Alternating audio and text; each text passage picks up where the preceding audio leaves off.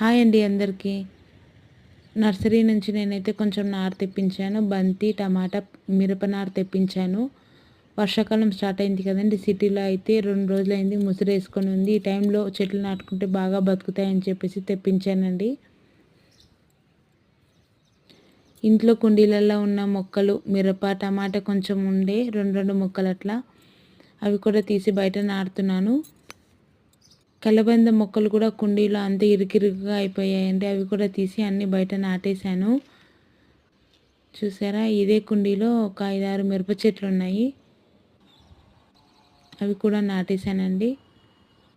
వర్షాలు పడినప్పుడు ఆడవాళ్ళకి ఏవో ఒక చెట్లు గుర్తుకొస్తూనే ఉంటాయి. ఇంటి చుట్టుముట్ట అన్నీ పెడుతూనే ఉంటారు కదండి. మీరు కూడా ఇంతేనా? వీడియో కనుక నచ్చినట్టయితే లైక్ చేయండి, షేర్ చేయండి, మన ఛానల్ని సబ్స్క్రైబ్ చేసుకోండి.